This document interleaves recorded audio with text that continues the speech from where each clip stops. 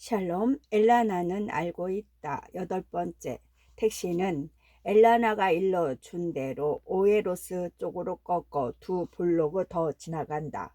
2블록인지 3블록인지 정확히 기억이 안 나네요. 그녀가 말한다.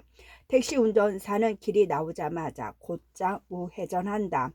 청동 장식이 달린 나무 대문이 보이면 제게 알려주세요. 엘라나는 여전히 뒷좌석에 비스듬히 누워 천장에 시선을 고정한 상태로 말한다. 그것 말고 그 주변에 눈에 띄는 건물이나 가게 같은 건 없나요, 부인? 병원인지 진료소인지 하나 있을 거예요. 그녀가 덧붙여 말한다. 보이면 곧장 알려드릴게요, 부인. 어디 보자. 정과물 가게, 부동산, 아파트 건물, 멕시코 음식점.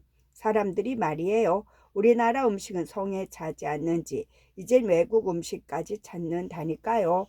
운전사가 잠시 투덜거린다. 계속해서 눈에 보이는 대로 불러준다. 24시간 편의점, 바. 이 블록은 여기가 끝인데 병원은 안 보이네요. 청동 장식은 하나도 안 보이나요? 엘라나가 묻는다. 잠깐만요. 기다려 보세요. 이봐요. 이 근처에 병원 없어요? 병원이요? 어떤 목소리가 택시 운전사의 말을 되묻는다. 이 부근에는 없는 걸로 알고 있는데요. 병원이라면 호세 에르난네스 거리 하나 있죠. 아니요, 거기까진 필요 없고요. 이 동네나 옆 동네에 있는 병원이요. 택시 운전사가 끈질기게 묻는다.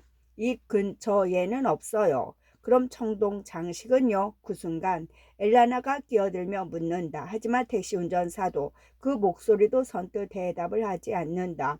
대신 그 목소리가 누군가에게 소리를 지른다. 마리아, 이 동네나 옆 동네에 병원이 있어? 아니면 진료소라도 있는지 물어봐 주세요. 택시 운전사가 덧붙여 말한다. 진료소라면 몇 년 전에 없어졌어요. 그때 한 여자 목소리가 대답한다. 아니야 마리아. 이 동네에 언제 의사가 있었다고 그래. 당신이 여기 오기 전에는 있었어. 내가 이 동네에 온 게 10년 전인데 그럼 11년 전에 없어졌나 보지. 그게 어디쯤 있었죠? 지금 멕시코 음식점이 있는 자리예요. 오다가 못 보셨어요? 그따위 음식을 팔려고 의사를 쫓아내다니. 택시 운전사가 또 볼멘 소리를 한다. 그러자 그 목소리가 대답한다. 그래도 우린 운이 좋았어요. 이웃이 집을 안 팔겠다고 끝까지 버텼으니까요. 안 그랬다면 주차장으로 쓰던 공터처럼 여기도 고층 빌딩이 들어섰을 거라고요. 그럼 우리가 그 많은 차를 다 어디에 세워야 하게요? 택시 운전사는 멕시코 음식점 앞 노란색 주차 금지 선이 표시된 곳에 차를 세운다. 음식점 옆에 청동 장식이 달린 나무 대문이 보였다. 큰 건물에 가려진 탓에 눈에 잘 띄지 않은 듯했다. 차에서 내리게 좀 도와주면 좋겠는데 엘라나가 말한다. 운전사가 룸밀러를 통해 뒤를 힐끔 보더니 손을 뻗는다. 하지만 그렇게 해가지고는 그녀를 하차시키기는 어려울 것 같았다. 그는 문을 열고 씩씩거리며 차에서 내린다. 택시를 빙 돌아가다 갑자기 걸음을 멈추더니 다시 운전석으로 가 열쇠를 뽑는다. 요즘 같은 세상에 조심해서 손해볼 거 없잖아.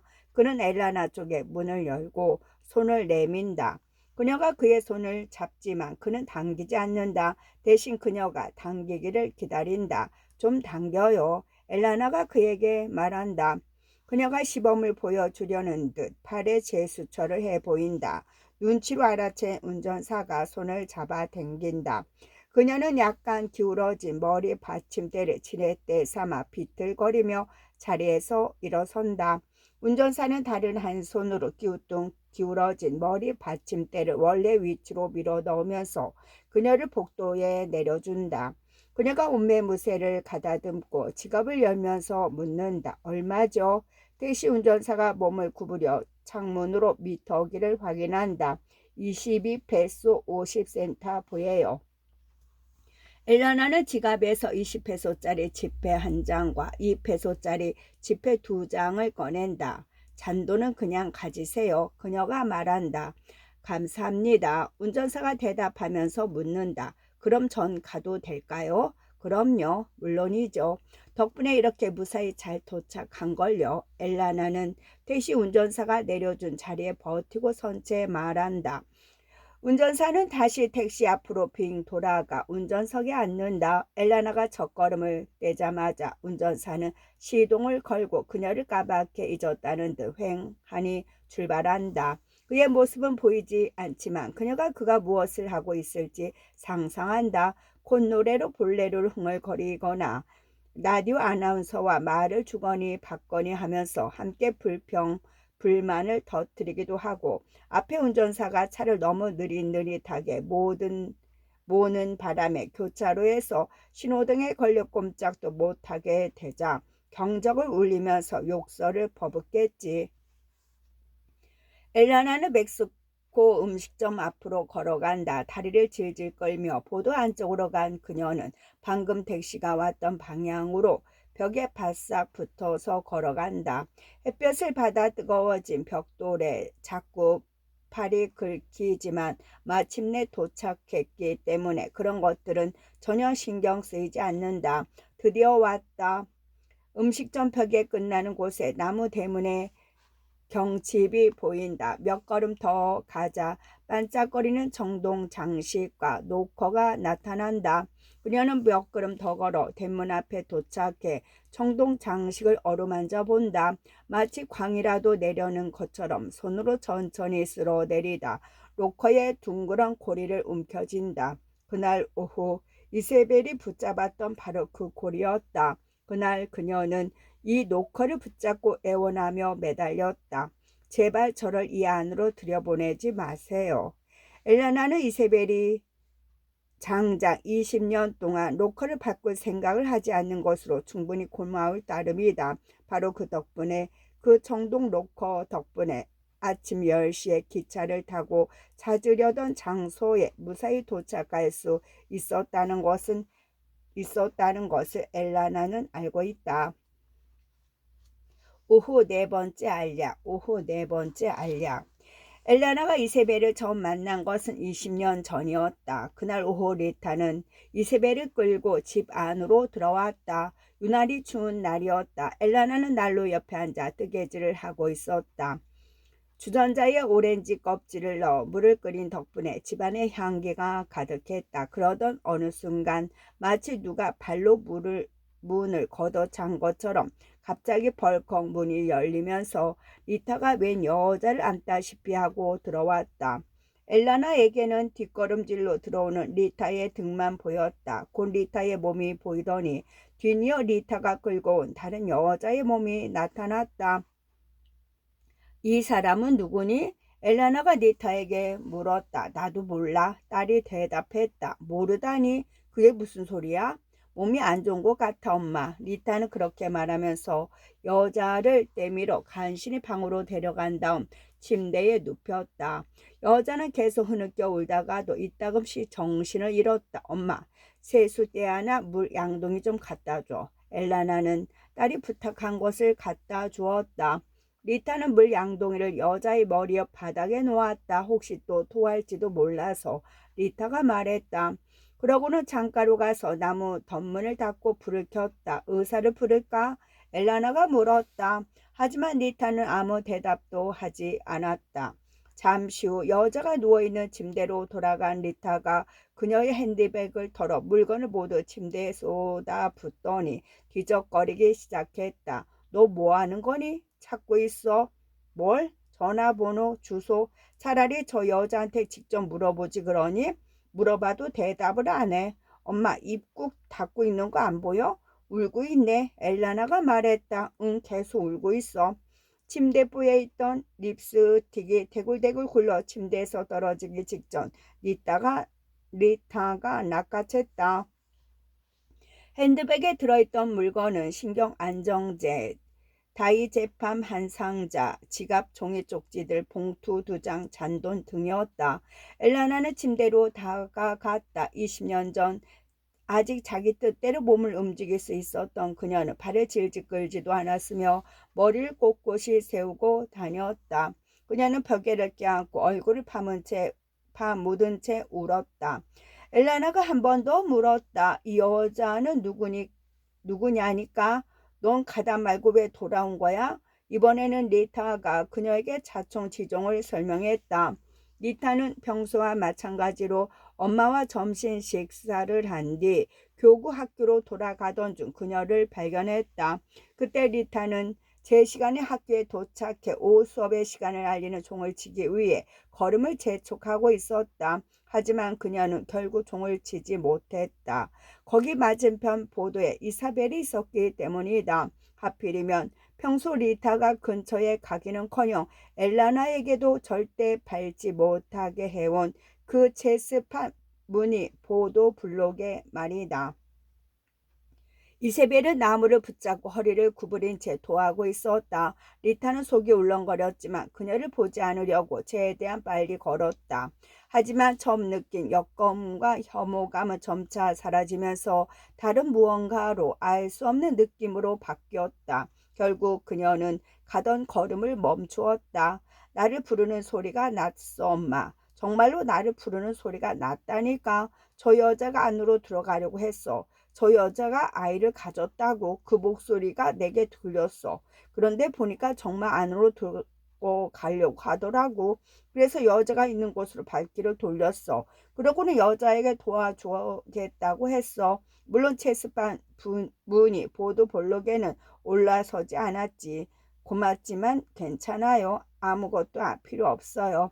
여자는 말하면서 계속 토를 하더라고. 그런 여자를 두고 어떻게 그냥 갈 수가 있겠어. 그래서 말했지. 그럼 그런 상태로는 한 걸음도 못 걸어요. 하지만 여자도 순순히 물러서지 않았어. 조금만 더 가면 돼요. 괜찮아요. 여자 손에 주소가 적힌 종이 쪽지가 들려 있었는데 언뜻 이름이 보였어.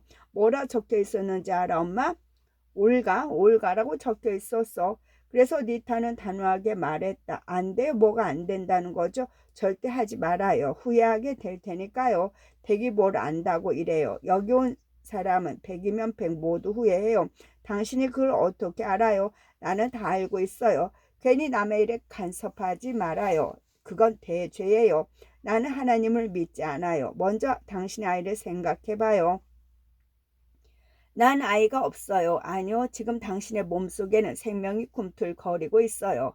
다 내 속에, 배 속에는 아무것도 없어요. 어린 생명의 심장이 뛰는 소리를 들으면 당신도 생각이 바뀔 거예요. 당신도 이 아이를 원하게 될 거라고요. 당신이 뭘 안다고 이래요. 제발 그 어린 생명을 죽이지 마세요. 내 앞에서 당장 꺼져요. 뱃속에 아기를 꺼내지 말아요. 아기라뇨? 내 뱃속에는 아기가 없다니까요. 아니요, 있어요. 엄마도 없는데 무슨 아기가 있다는 거예요. 당신은 이미 엄마예요. 난 엄마가 되고 싶지 않아요. 저 여자는 그러는데 자기는 엄마가 되기 싫대, 엄마. 넌 그 말을 믿니? 그래서 내가 그건 당신이 결정하는 게 아니라고 하니까 그럼 누가 결정하는 거냐고 따지듯이 묻더라고, 엄마.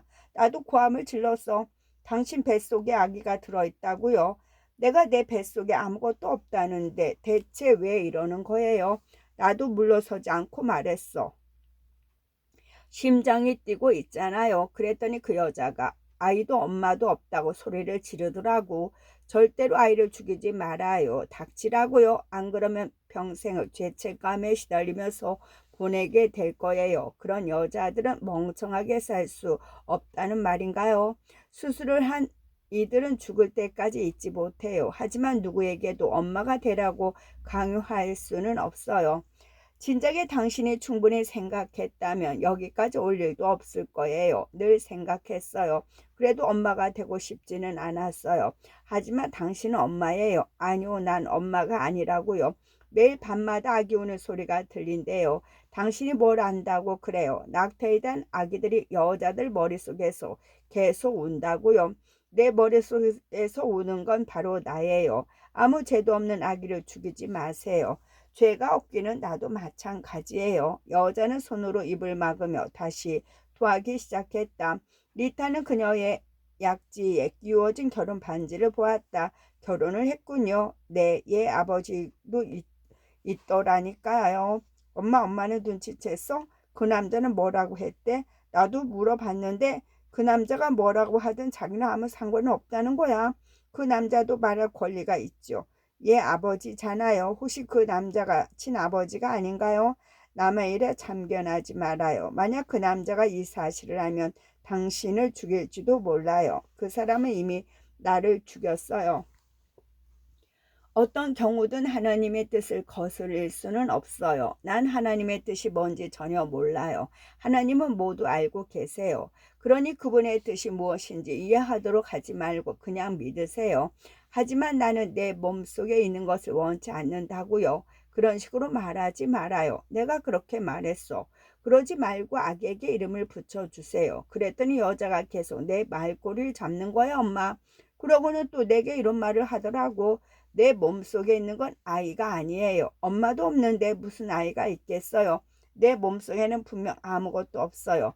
그때 갑자기 여자의 안색이 변하더니 또 토하기 시작했어. 현기증이 너무 심해서 제대로 서 있지도 못하는 것 같더라고. 그 순간 좋은 생각이 떠올랐어. 여자한테 말했어.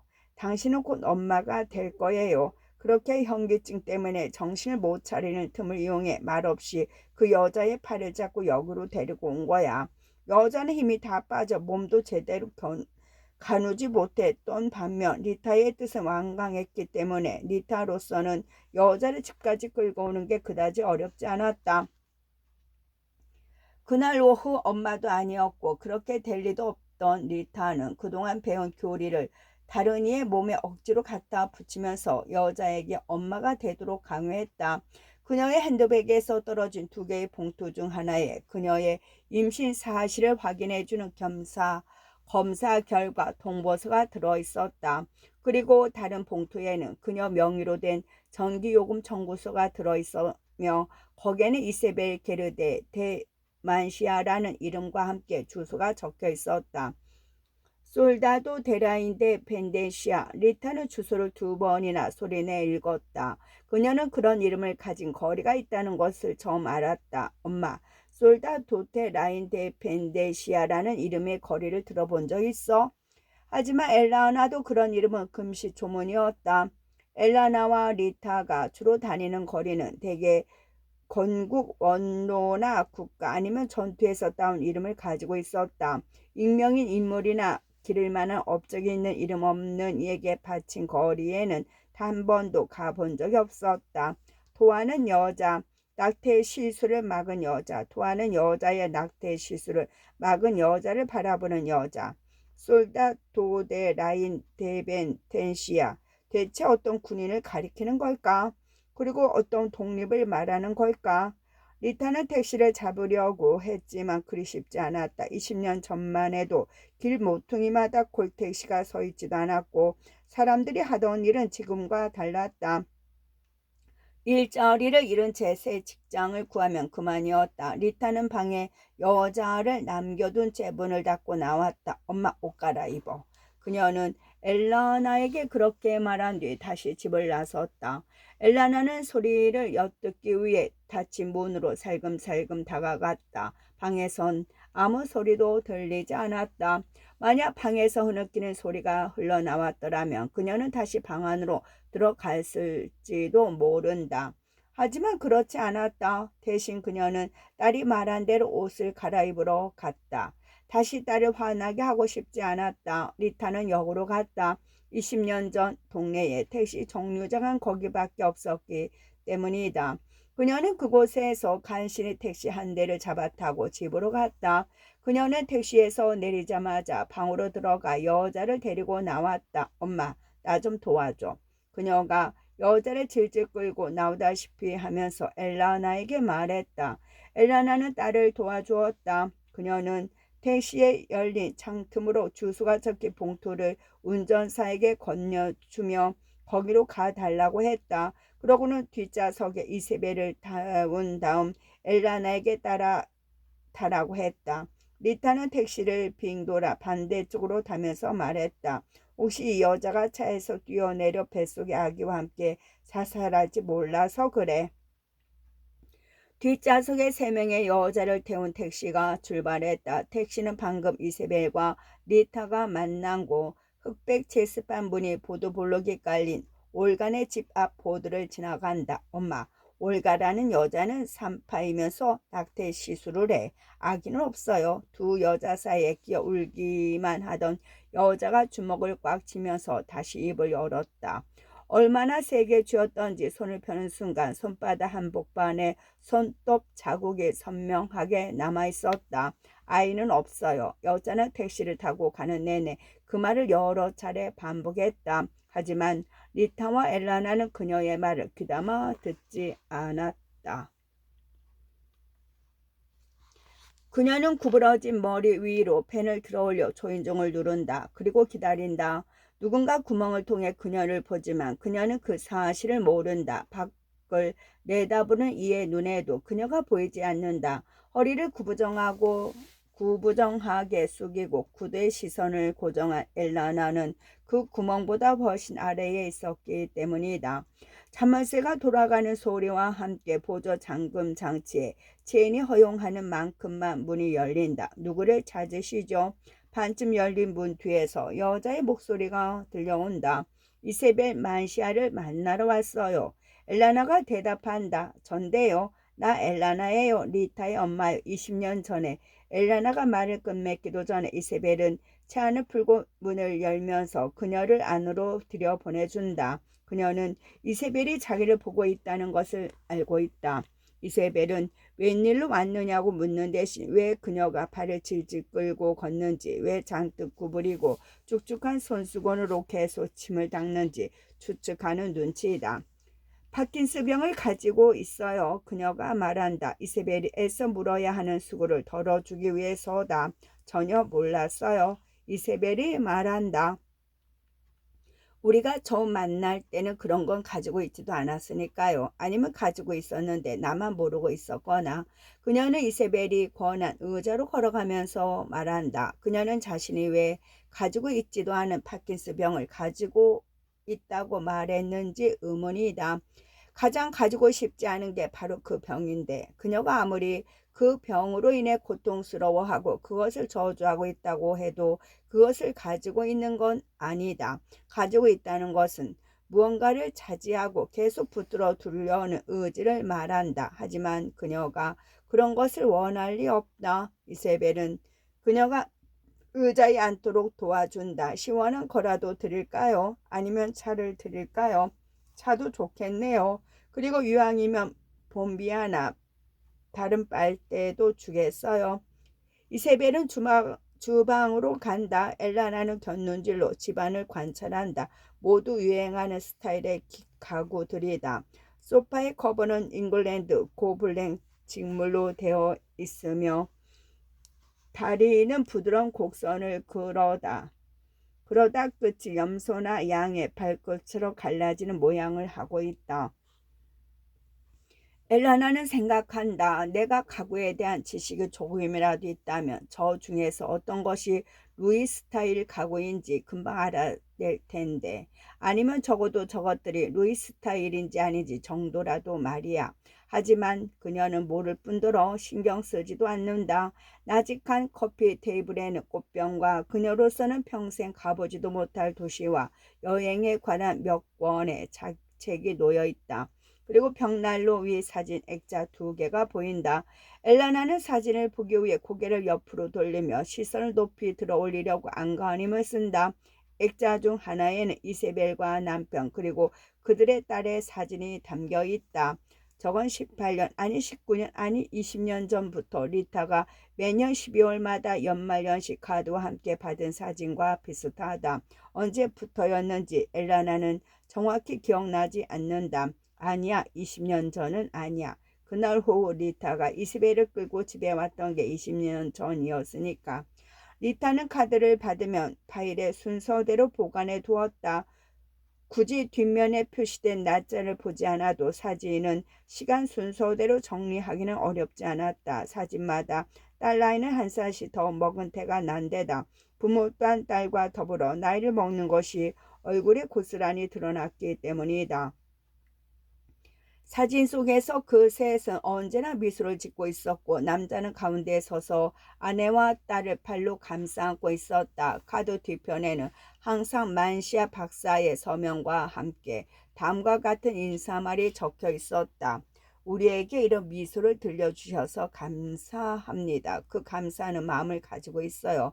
마르코스 민시아 박사의 가족 일동, 그리고 날짜, 어쩌면 벽난로 위에 있는 것과 똑같은 사진을 리타도 보관하고 있을지 모른다. 엘리나는 오늘의 먼 여행을 마치고 집에 도착하면 파일에 저 사진이 있는지 확인해 볼 생각이다.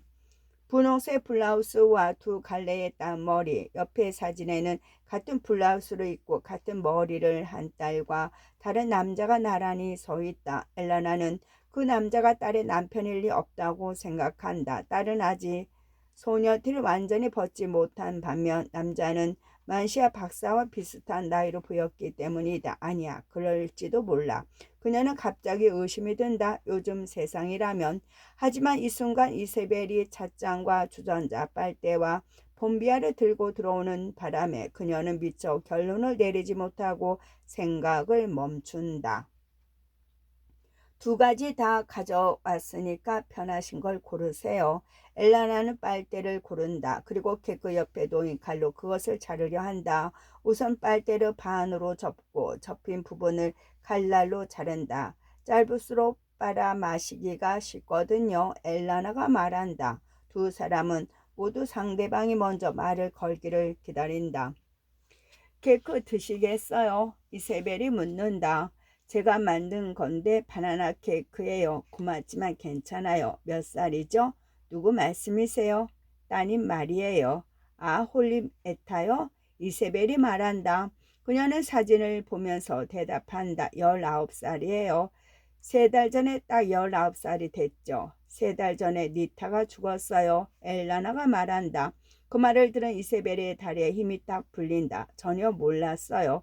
그녀가 말한다. 그래서 지금 이 자리에 있는 거예요. 그래서 여기에 온 거라고요? 엘라나가 그녀에게 대답한다. 이세벨은 말없이 바라본다. 하지만 엘라나는 커녕 그 공간 안에 있는 어떤 곳에도 시선을 두지 않는다. 대신 그녀는 시간 속을 엘라나가 가본 적은 있지만 지금은 볼 수 없는 어떤 장소를 들여다보고 있다. 거실 안에 어색한 침묵이 이어지면서 엘라나는 세부적인 내용을 직접 밝힐 수밖에 없을 것 같다는 생각이 든다. 목을 매체 발견됐어요. 집에서 2블록 떨어진 성당 종탑에서 말이죠. 이스벨은 갑자기 현기증이 나서 의자 가장자리를 붙잡는다. 하지만 엘라나는 이를 알아차리지 못한다. 지금의 자세로는 자기 가슴 높이 위에서 벌어지는 미세한 움직임을 포착할 수 없기 때문이다. 엘라나는 발의 움직임을 통해 바로 앞에 앉아있는 여자가 자리에서 일어나려고 한다는 것을 눈치챈다. 물을 좀 마시고 올게요. 그녀는 양해를 구하고 거실에서 나간다. 엘라나는 10분도 넘게 거실에 혼자 남아있다. 그녀는 앉은 자리에서 벗어보고자 시도하지만 내 보도파의 약기운이 이미 하강 곡선을 그리고 있던 더라 더는 자유롭게 움직일 수 없다. 약의 효과가 완전히 사라지기에는 너무 이른 시간이었다. 자신의 시간은 시계로 측정될 수 없다는 것을 잘 알면서도 그녀는 힐끗 시계를 본다. 다음 약을 먹을 때까지 아직 1시간도 더 남아있다. 이세벨이 좀 천천히 오면 좋겠는데 엘라나는 생각한다. 시계바늘로는 절대 측정할 수 없는 그녀의 시간이 마치 손가락 사이로 흘러내리는 모래처럼 물처럼 흐르기 시작했기 때문이다. 엘라나는 다음 약을 먹을 때까지는 그 누구도 자신을 의자에서 일으켜 세울 수 없다는 것을 알고 있다. 이세벨이 반쯤 열어둔 문틈으로 고양이 한 마리가 들어오더니 엘라나가 앉아있는 의자로 천천히 다가온다. 그리고 그녀의 무릎 위로 풀쩍 뛰어오른다. 당장 내려가. 누가 여기 올라오라 그랬어. 그녀가 말하면서 고양이를 옆으로 밀친다. 하지만 고양이는 바닥으로 떨어지지 않고 그녀의 등을 타고 올라가 구부정한 목 뒤로 지나간다. 고양이의 털이 살갗을 스치자 엘라나의 목덜미와 팔에 난 털이 곤두선다. 녀석은 소파의 발걸이를 타고 내려와 그녀에게로 다시 조금씩 올라온다. 그러고는 머리로 그녀의 손을 비비더니 자기를 쓰다듬어 달라는 듯 손을 툭툭 치기도 한다. 쓰다듬어 달라고 나한테 그걸 바라느니 차라리 죽는 게 낫지. 그녀가 고양이한테 말한다. 녀석은 그녀의 말을 알아들은 듯 하면서도 포기하지 않는 눈치이다. 고양이는 계속해서 야옹야옹 울어대면서 다시 그녀의 손에 몸을 비빈다. 안 돼. 엘라나가 녀석에게 말한다. 사실 그녀는 결혼한 후로 고양이 몸에 손을 대본 적이 없다. 리타가 고양이를 기르고 싶어 한 적이 있었지만 남편이 절대 허락하지 않았다. 언젠가 리타가 새끼 고양이 한 마리를 침대 아래 상자에 몰래 숨겨놓고 스프로이트로 우유를 주면서 키우다 들켰을 때도 마찬가지였다. 절대 안 돼, 리타. 고양이는 더러워. 땅바닥에 떨어진 게 있으면 아무거나 핥는다고. 게다가 그 혓바닥으로 너를 핥는다니까. 하지만 얘는 어린 꼬맹이잖아. 아빠, 아직 핥지도 못해. 애도 눈 깜짝할 사이에 클 거야. 그리고 다른 고양이들처럼 아주 역겨운 놈으로 변할 거라고. 하지만 난 고양이가 좋아, 아빠. 그런데도 남편은 아이에게 옴 번짐 고양이 균 감염, 선청성 시각장애나 지적 장애를 갖게 만드는 질병에 대해서 그리고 다시 고양이들이 제 토사물을 핥아먹고 그 혓바닥으로 자기 몸을 핥는 버릇에 대해 일장 연설을 늘어놓았다. 결국 리타는 두 손 두 발 다 들 수밖에 없었다. 알았으니까 이제 그만해. 그 후로 리타는 더는 고양이를 좋아하지 않게 되었다. 그리고 한술 더 떠 자기 아빠의 잔소리를 그대로 따라하기 시작했다. 고양이는 더러운 동물이야. 제 토사물을 핥아먹고 그 혓바닥으로 자기 몸을 핥잖아. 엘라나는 리타가 그렇게 된 뒤로 함께 고양이를 싫어했는지 아니면 원래부터 고양이를 싫어했는지 그도 아니면 지금도 여전히 고양이를 좋아하는지 알지 못한다. 그녀가 알고 있는 것이라고는 남편의 결정에 따라 한 번도 집안에 고양이를 들여본 적이 없다는 사실뿐이다. 남편의 고양이 금지권을 물려받은 것은 리타였다. 그때부터 엘라나는 고양이의 털끝도 건드리지 않았다. 하지만 지금 그녀가 있는 곳은 그녀의 집이 아니다. 이세벨의 고양이는 끈질기게 발로 엘라나의 발을 툭툭 치는가 하면 그녀의 다리 사이로 파고들어 좁은 틈으로 왔다 갔다 한다. 리타가 지금 이 모습을 본다면 그녀는 생각한다. 엘라나는 리타가 지금 자신을 보면 뭐라고 할지 알고 있다. 그뿐 아니라 리타의 잔소리를 거의 외우다시피 한다. 하지만 지금은 그 아이의 잔소리라도 듣고 싶은 심정이다. 자기를 아무리 심하게 나무란다 할지라도 자기에게 아무리 무례하게 굴어서 화가 난다 할지라도 엘라나는 그 아이의 목소리를 듣고 싶다. 리타가 떠난 빈자리를 망연히 바라보느니 차라리 그 아이한테 수모를 당하는 편이 좋을 것 같다. 하지만 그녀는 죽음이 모든 선택의 가능성을 앗아간 이 마당에 자기가 뭘 원하든 아무 의미가 없다는 것을 알고 있다. 그녀의 딸은 이미 죽었다. 그 순간 고양이가 다시 그녀의 치마 위로 뛰어 올라오더니 허벅지 위를 끈질기게 이리저리 걸어 다닌다. 그러나 제자리를 맴돌면서 파란색 눈동자 너머 어딘가에서부터 그녀를 바라본다. 엘라나는 앞으로 자기가 뭘 하려고 하는지 마침내 알아차린다. 그녀는 결국 자신이 녀석을 쓰다듬어 주리라는 것을 알고 있다. 그녀는 녀석이 더 조르지 않도록 성가시게 굴지 않도록 그래서 자기를 가만히 내버려 두도록 하기 위해 녀석의 털을 쓰다듬어 줄 것이다. 그녀는 말을 더 잘 듣는 오른손으로 고양이의 머리를 쓰다듬어 준다. 그러자 녀석이 살짝 몸을 비튼다. 기분이 좋은가 보구나. 그녀가 고양이에게 말한다. 그러다 보면 자기도 기분이 좋아질지 모른다는 생각이 든다. 그렇게 될 수만 있다면 고양이는 더러운 동물이라는 남편과 딸 아이의 말만 떠오르지 않는다면, 지금 자신의 발처럼 말을 알아듣지 못한다면 녀석의 몸을 기분 좋게 쓰다듬을 수도, 또 이 몸을 부드럽게 간지럽히는 비는 녀석을 좋아할 수도 있을 텐데, 그렇게 할 수만 있다면, 그녀가 고양이를 좋아할 수만 있다면. 하지만 생각대로 되지 않는다. 고양이는 더러운 동물이야. 자기 토사물을 핥아 먹는다니까. 남편은 죽은 딸에게, 죽은 딸이 그녀에게 말한다. 그녀는 가만히 듣고만 있다. 마치 죽은 이들이 자리에 나타나 그녀에게 말하고 그녀를 나무라고 그녀에게 버럭 화를 내기라도 한다는 듯이. 엘라나는 그들의 말을 더 듣지 않기 위해 고양이를 밀쳐낸다. 하지만 고양이는 그녀 곁을 떠나지 않는다. 손을 휘휘 내젓는 것만으로는 충분하지 않자 그녀가 말한다. 저리가 나비야. 저리 가라니까. 고양이는 그녀를 힐끔 보더니 다시 뛰어오른다. 녀석에게는 엘라나에게 말하고 화내는 목소리가 들리지 않기 때문에 두려울 것이 전혀 없다. 치마 위에 웅크린 고양이 덕분에 무릎에 온기가 전해지기 시작한다. 녀석은 그녀의 무릎에서 새근새근 잠을 잔다. 반면 그녀는 녀석을 거기에 내버려 둔 것이 자신의 의지든 아니든 간에 자신은 이미 딸아이와 남편의 말을 모두 귀담아 들어줬다는 점에서 아무런 죄책감도 느끼지도 않는다. 녀석을 거기에 그냥 내버려 둔다. 죄송합니다. 너무 오래 걸렸네요. 이세벨이 말한다. 그녀는 엘라나 맞은편에 앉는다. 혹시 고양이가 성가시게 굴지는 않았나요?